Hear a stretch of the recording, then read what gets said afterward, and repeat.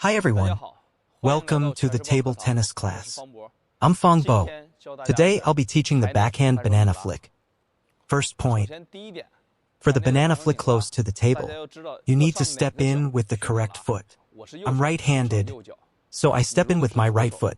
If you're left-handed, step in with your left foot. No matter what kind of shot, you can check videos from top tournaments.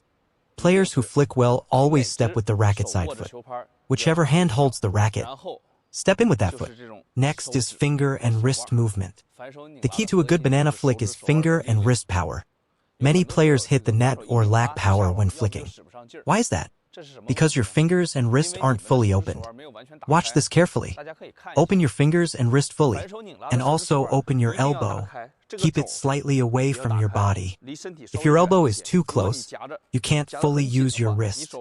So move your elbow out. That gives your fingers and wrist enough room to work. Only then can you execute the motion correctly. Try it out. Push your fingers and wrist to the limit. Do it in 2 clear motions. The greater the finger and wrist range, the more power you can generate in your flick. Give it a try. Practice shadow swings often. When you flick, open the wrist and fingers and tuck in your stomach a bit. Lean slightly forward. Engage your core.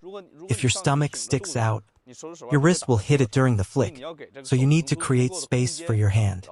Engage your core, and then flick. That way, you can use your core strength as well. Tuck in the core. Open the wrist and flick. Use the core, then flick. When you finish the flick, make sure your fingers and wrist follow through. Don't stop halfway. Complete the full motion. Let your fingers and wrist go through. Only when the racket tip finishes the motion. Can you really feel the grip on the ball? Lastly, let's talk about timing. You can flick at the peak of the bounce, or just after the peak as it starts to drop, but not during the rise. If you flick too early on the rise, you won't generate enough power. So I recommend flicking at the top or during the early drop. Let me demonstrate the right timing.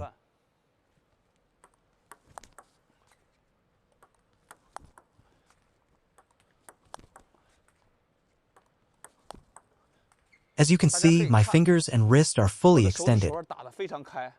Also, I brush the upper middle part of the ball, not just the top, and definitely not the bottom.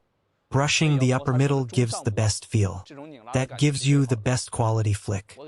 Now I'll show some common mistakes.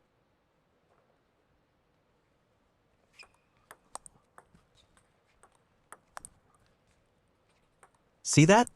This is a typical mistake.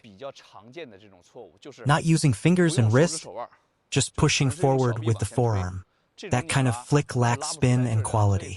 So remember, use your fingers and wrist more. Even if you miss, keep searching for the feel. Practice slowly. During training, don't rush to use power. First find the brushing feel. Hit slower and higher. Build a good arc and land it on the table. Then increase the power. Don't rush it. Don't go full power right away. That will mess up your form and easily distort the motion.